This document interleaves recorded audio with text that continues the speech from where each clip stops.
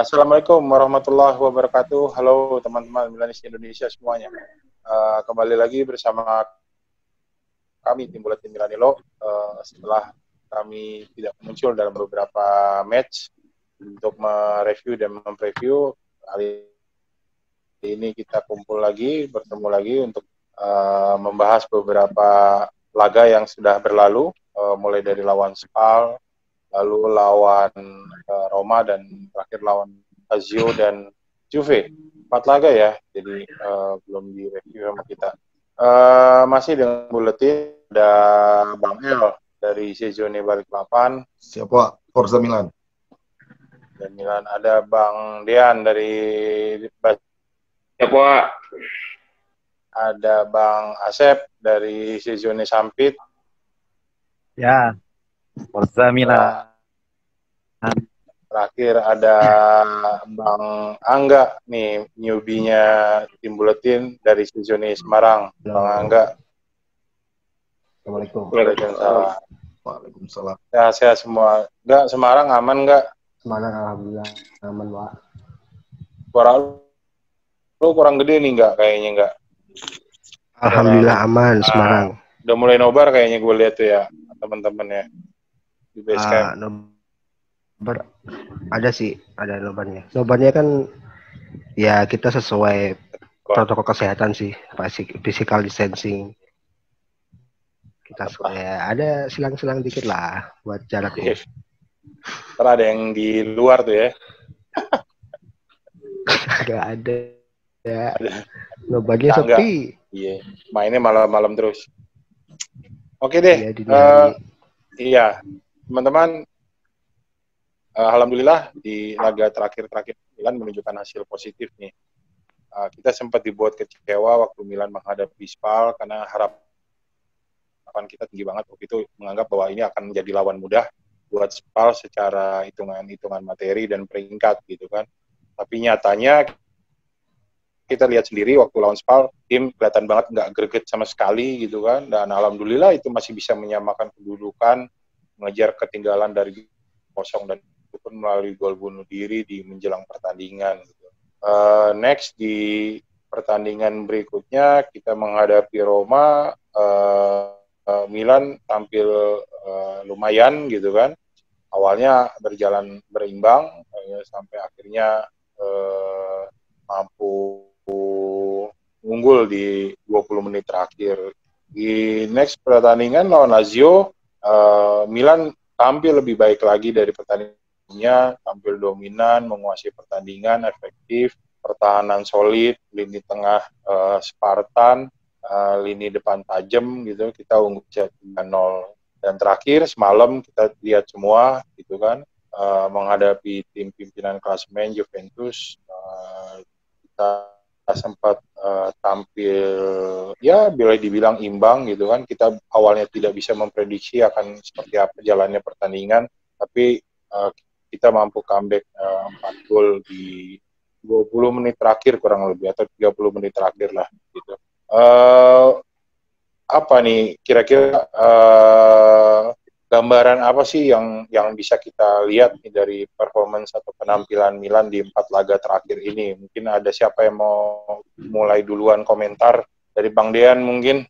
Oh, kalau dari gue emang determinasinya udah kelihatan banget ya, udah mulai kompak.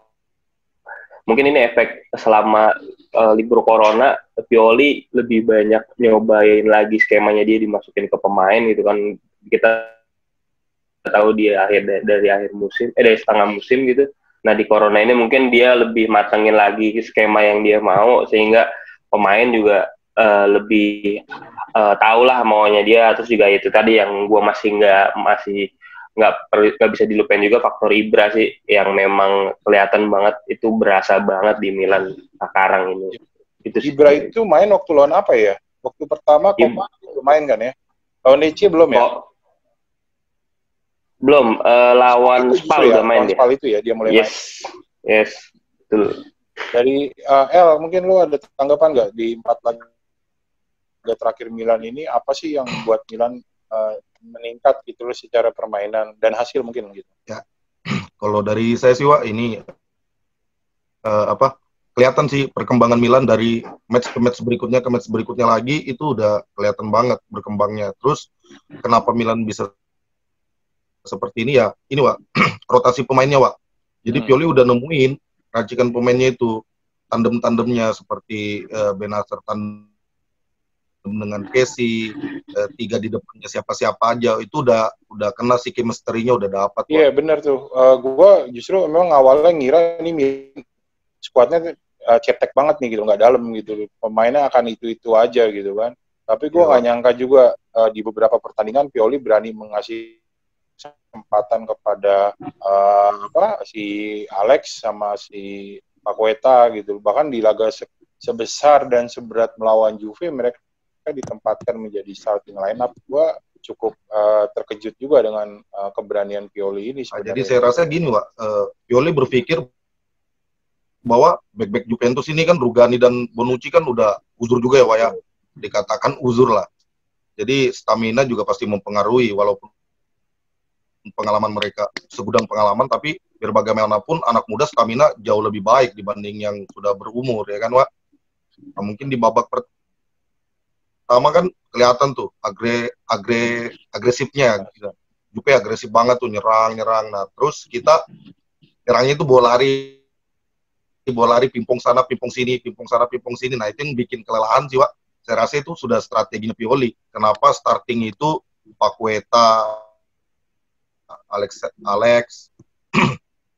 dan dimasukkannya Leao itu cerdas banget itu Wak. Gue ingin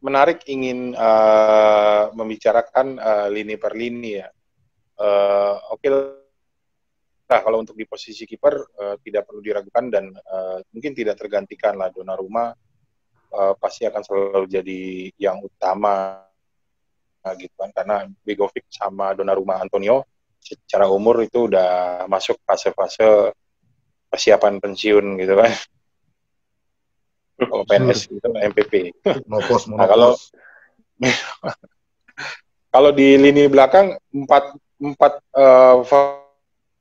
formasi itu juga tidak tergantikan gitu kan. Romagnoli, Jair, Theo sama Conti gitu loh. Dari 4 ini siapa sih yang secara permainan meningkat menurut lo pada gitu kan, di beberapa laga? Dari dulu nggak? Kalau bicara lini pertahanan 4 pemain itu? Kalau match terakhir ini sih jelas Conti sih Wak, bener. Conti kan, iya kan dari pertama itu kan dia cedera, terus coba dimainin kan sempat kegeser kan sama Calabria. Itu juga. Kan sempat kegeser sama Calabria itu kan. Nah Calabria itu kebetulan juga malah jelek nih akhir-akhir ini. Terus Conti coba dimasukin lagi starting line up, dan kebetulan dia juga formnya tuh istilahnya naik dari pertama dia awalnya dari main sampai sekarang di match terakhir. Oke. Sekarang gue coba untuk bahas ini ya, laga per laga ya. Waktu lawan Spal itu kira-kira Milan kenapa sih? Emang underestimate, memang underperform, atau memang fisiknya nggak ada atau habis gitu, atau memang Spalnya masuk angin Pak. Masuk angin gitu, atau memang yang Spalnya main yang luar biasa gitu. Dari jadi dari saya waktu lawan Spal itu seperti kayak di atas angin, nganggap remeh musuh, hasilnya pasti kayak gitu Wak. Iya. Jadi lo anggap remeh itu ya? Anggap remeh Wak. Kebanyakan kenapa makanya dibilang setiap lawan tim kecil kipernya tiba-tiba hebat, kata Kang Asep, ya kan? Kiper musuh tiba-tiba hebat. Kan kiper musuh tiba-tiba hebat. Memang Milan yang seolah-olah menggampangkan untuk mencetak gol gitu, Wak. Ditambah lagi kehati-hatian mereka untuk menghadapi 4 pertandingan besar ini, Wak. Ya. Menurut lu Yan gimana ya? Kalau menurut gue sih kita kaget aja sama 2 gol yang memang benar. Kalau gue rasa kita ngerem, gue rasa enggak ya, karena kita nggak di secara klasemen kita nggak ada di posisi kita bisa ngerem gitu kan, karena kita harus kejar-kejaran juga dan kita juga dikejar-kejar gitu kan dari bawah. Jadi menurut gue 2 gol yang prosesnya lucu-lucu gitu. Sergio Floccari golnya bagus, tapi itu proses yang cuman bener-bener ya nggak jelas, cuman bola dari gawang, Benacer kalah duel lawan atas, disuting sama dia, gol jadi. Gol yang pertama tahu sendiri lah, gol FIFA itu mah gitu. Jadi kayak menurut gue itu kita kaget di 2 gol pertama gitu, membalikan 2 gol itu kan dengan tekanan yang sangat berat gitu kan, jadi kayak menurut gue kita kalah start aja sih sebenarnya. Dari skema sih gue nggak ngelihat adanya indikasi Milan lebih meremehkan Spal ya, karena kan skema formasinya juga pakemnya yang digunain masih sama gitu dari pertandingan sebelumnya. Cuman itu kita apes banget sih, yang kebobolan yang pertama dan kedua itu apes, bener-bener apes. Betul. Dan nah pas di depan juga Spal ya udah numpuk main, udah 2-0, tim papan bawah ya udah 2-0, mau ngapain lagi, ditambah mereka kan kartu merah 1 kan. Mungkin dari lu, Sep. Iya, benar. Faktor ini kurang beruntung itu. Sama ini dia juga sih. Coach Pioli ini ini juga sih kayaknya taktiknya. Karena kan itu Pak, pemain Spal kan postur badannya kan tinggi-tinggi semua itu. Yang gol pertama itu kan duel udara gol pertama yang Spal kan yang nggak diduga itu kan yang kemelut di ini kan area kotak penalti itu kan, ya set piece itu. Jadi ya itu faktor ini. Andai ada Ibra atau apa kan nutupin waktu saat set piece kan bisa tuh, kebantu tuh karena postur tubuhnya tinggi kan. Jadi kalau yang kemarin tuh karena posturnya aja sih tinggi. Jadi kan kalau dilihat dari defendernya kan Gabia kemarin kan juga ini kan backupan juga kan, ya makanya ada kesalahan dia juga kan kemarin tuh. Iya, masalah Pioli juga sih coach dalam mengatur pemain yang melawan postur tinggi itu gimana waktu saat menghadapi set piece. Oke. Ya, terus geser ke lawan Lazio deh. Ke lawan Roma kita kayak udah pernah bahas tuh gitu. Waktu ke lawan Lazio, Milan ini ya efektif banget cara mainnya kalau menurut gua sih gitu. Lazio sebenarnya termasuk tim yang tajam secara statistik, jumlah ngegolinnya tinggi gitu kan.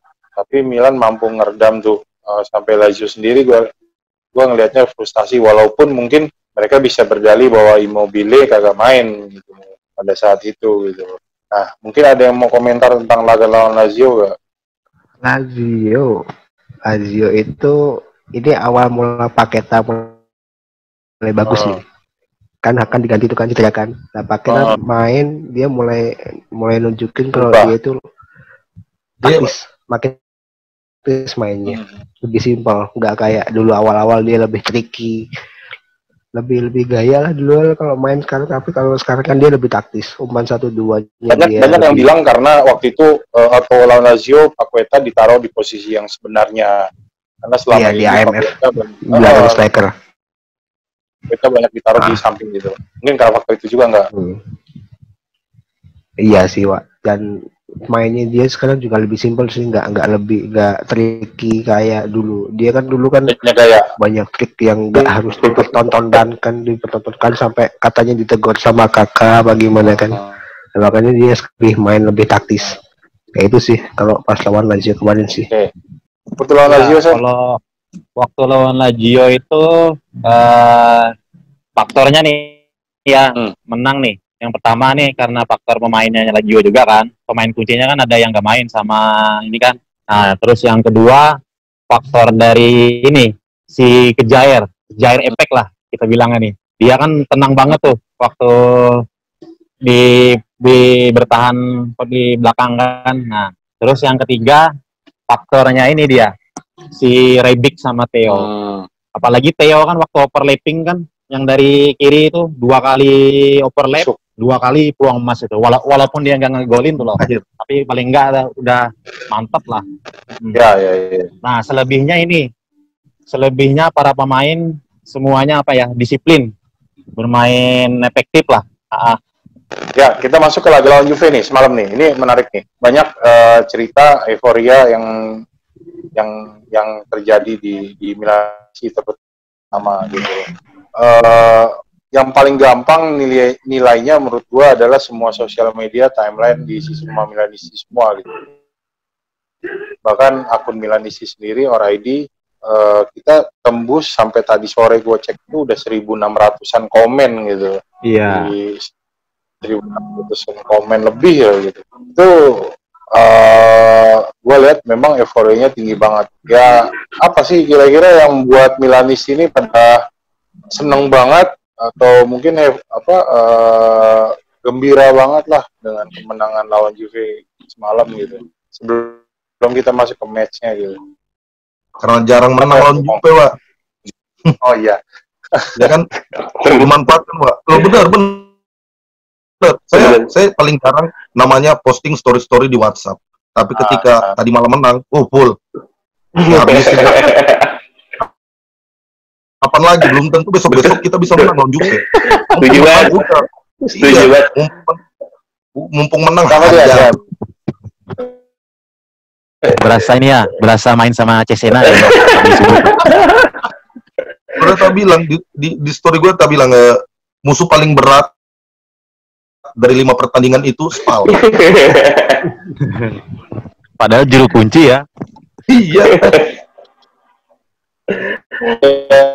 Bian, kenapa ya? Menurut lu faktor belum pernah menang dari 2016 gitu kan, terus banyak banget kita digagalin di final, terus terakhir juga kita disingkirin di semifinal Copa. Buat gue jadi ngebuat kemenangan lawan Juve semalam itu jadi lebih manis buat Milanisti gitu kan, karena ya sama seperti tahun-tahun sebelumnya saat kita dibeli oleh Yong Hongli terus dibeli lagi ya ini menimbulkan harapan-harapan baru gitu ya, semoga tidak harapan palsu gitu kan. Kita tahu di hampir 2 musim terakhir kita tuh selalu hasil di paruh kedua bikin Milan tuh kayak bakal jadi tim yang kuat lagi gitu. Tiba-tiba dalam satu pertandingan ya kita kalah lawan Inter, hancur semuanya ke belakang gitu kan. Nah ini di rentetan pertandingan melawan tim-tim yang ada di papan atas, kita bisa menjawab tantangan mereka semua gitu. Jadi apalagi ini lawan Juve gitu, peringkat 1 klasemen, juara bertahan dan calon terkuat juara gitu. Nah ini ngebuat semuanya jadi lebih manis. Apalagi juga high war sebelum pertandingan di mana Juve bilang bakal ngebantai. Ada tuh akun Khaled Alus, akun luar bilang Juve bakal menang 4-0 gitu. High war-nya udah dimulai sebelum pertandingan, terus kita bisa ngejawab dengan cara yang menurut gua ya emang udah lama nggak pernah kita alamin gitu. Terakhir kita malah ngalamin digituin sama Inter kan. Jadi menurut gua ini jadi indah banget sih. Ya, dari catatan lu pada gitu, apa sih yang bikin Milan bisa comeback gitu, terus bisa ngambil atas ini ya? Faktor kelelahan dari pemainnya Juve dan faktor kita mengurung pemain Juve. Kita mainkan ball possession, build up, rebuild up. Nah itu pengaruh banget itu, Pak. Terus pengambilan keputusan Pioli itu andil banget. Kenapa kita bisa sampai comeback 4-2 itu? Terjadi 3 gol di 6 menit. Iya. Jadi satu tim itu akan ada di fase itu, Pak. Akan merasakan fase itu di mana mereka mungkin ada 10 menit sampai 15 menit mainnya itu kebingungan. Ya. Dan Milan berhasil kadang untuk memanfaatkan itu kan. Memanfaatkan itu, Pak, ya. Kadang itu terjadi di awal. Nah, di awal-awal pertandingan biasa belum panas-panasnya kan. Saat pertandingan ketika kelelahan, faktor kelelahan. Kalau gue sih ngelihatnya mungkin karena Juve udah unggul 2-0 gitu, dia agak sedikit nanggap remeh tuh. Gitu. Kalau menurut gue ya gitu loh. Jadi Juve unggul 2-0, terus Fandi agak slow gitu. Milan langsung sikat gitu kan, dapat kesempatan dari Ibra, tiba-tiba Kessi peluang. Itu kan gol Kessi itu peluang pertama setelah gol Ibra juga kan, nggak ada peluang lagi kan sebelumnya. Betul. Gitu. Jadi serangan pertama setelah gol Ibra langsung gol jadi golnya Kessi. Gitu. Jadi ya memang Milan ya sama itu seperti halnya waktu Milan lawan Roma gitu kan. Itu pun juga Milan lawan Roma kan begitu. Milan sangat berhasil untuk mengambil kesempatan, memanfaatkan kesempatan gitu. Dan itu gue lihat dari fungsi peran Pioli sih. Gitu. Nggak, dari lu nggak mungkin nggak? Lebih ke itu ya. Itu dia berani main pressing. Nah, sama manfaatin lini belakang Juve yang bolong. Itu faktor delay itu aslinya tuh dia pengaruh banget di belakang. Ya. Juve resiko dengan mainnya Rugani, sementara di bench masih ada Cielini, lebih milih ke Rugani. Nah, dan di gol-gol terakhir itu kebanyakan yang bikin kesalahan itu si Rugani kalau nggak salah. Iya nggak? Dia kan udah jarang main, juga. Terus sekali main di laga big match, dia mungkin kurang tenang kan, makanya dia bikin kesalahan. Nggak bisa backup. Terutama yang pas gol Leo itu dia nggak bisa backup itu. Oke, sekarang kita di laga selanjutnya Milan akan menghadapi Napoli nih hari Minggu ya, kalau nggak salah Minggu dini hari, satu malam gitu. Ini penting, laga ini penting karena memperebutkan posisi Liga Eropa gitu kan. Kita sih berharap di pekan ini, malam ini Napoli dan Roma akan bermain. Milan saat ini posisi ada di 5, tapi kalau Roma sama Napoli menang akan turun lagi ke 7 gitu. Nah, kita berharap Roma sama Napoli kesandung pekan ini. Pekan depan kita ketemu Napoli, kita bisa ngambil poin 3 gitu kan. Nah, kira-kira akan seperti apa nih laga di melawan Napoli, karena ada Gattuso di situ gitu loh, yang kita tahu juga bisa dianggap sebagai legendnya Milan lah. Seperti apa lu akan memprediksi laga lawan Napoli seperti apa? Ian, mungkin Ian. Kalau dari gue sih Pak, faktor Gattuso nggak terlalu besar ya bakal mempengaruhi laga Milan Napoli, karena event pemainnya mungkin sama gitu, tapi secara taktikal dan cara bermain memang sudah ada berbeda gitu. Walaupun memang di Napoli sendiri Gattuso sekarang juga memainkan sepak bola yang berbeda gitu dengan apa yang dimainkan dia di Milan gitu. Dia lebih punya pemain yang komplit, lebih punya pemain yang taktis, passing bolanya juga jadi lebih lancar dibandingin saat Milan dia cuma bisa ngandelin Bakayoko waktu itu. Jadi gua rasa sih ini bakal jadi perang taktik antara Pioli dan Gattuso ya. Dan satu lagi ya faktor pembeda lagi yang mampukah Ibra kembali jadi faktor pembeda atau Rebic juga kembali jadi pokernya Milan, itu yang bakal jadi pertanyaan seru ya. Yang gua khawatirin adalah ya striker-strikernya Napoli yang memang gua rasa sih licin-licin ya, apalagi kalau soal speed kita tuh caur banget lah. Kayak kemarin untung Douglas Costa habis cedera dimainin di belakang, itu tuh kita mantep banget lawan Juve. Nah, kita tahu sendiri di Napoli ada Insigne, ada Milik, ada Mertens, ada Lozano yang bisa jadi ngerepotin pertahanan Milan sih, yang nantinya harus jadi perhatian khusus sih gua rasa. Tapi itu sih di lini tengah dan depan, tapi memang lemah di lini belakang dia gitu. Walaupun masih ada Koulibaly, rasa Koulibaly udah agak menurun performance-nya di musim ini dibandingkan dengan musim lalu sih gitu.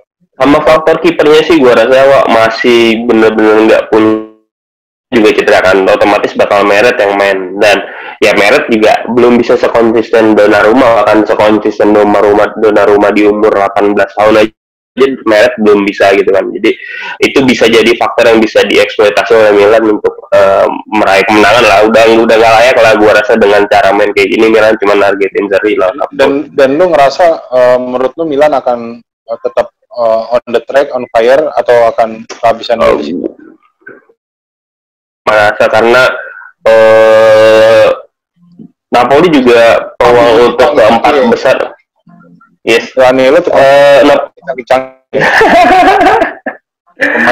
udah mantep nih, kayak ada Agus Mueri kayaknya di Milan ya. Menurut gue sih ya itu dia, masih bisa lah dengan momentum yang kita punya sekarang, dan pemain yang makin padu, gua rasa sih Milan masih bisa berbicara banyak lah lawan Napoli. Ditambah lagi ya sebenarnya Napoli juga nggak istimewa banget sih sebenarnya dari sisi permainan, tapi memang ya dia bisa manfaatin banyak peluang aja kayak kemarin pertandingan Roma, peluang-peluang tipis dia bisa manfaatin ya. Sebenarnya juga menguasai pertandingan juga enggak gitu. Jadi ya gue masih yakin sih, apalagi ya itu tadi faktor on fire Rebic, on fire Theo, on fire Ibra itu ya nggak bisa dianggap remeh lah buat Napoli. Konsisten kalau gue lihat sih Napoli itu. Yes. Oke, prediksi deh. Gue langsung nanya prediksi nih. Mungkin dari prediksi berapa? Prediksi Milan menang tapi tipis, Wak. 1-0 atau 1-2. Konsisten dengan performa tim yang kayak semalam sih ya bisa sih 2-0 atau 1-3, tapi ya meleset-melesetnya bener sih 1-2 lah, menang tipis. Meleset-melesetnya loh. Jadi gua rasa kita nggak bakal bisa golin banyak ke Napoli, tapi kita masih bisa menang sih gua rasa. Jadi 2-1 skor yang realistis sih prediksi gua.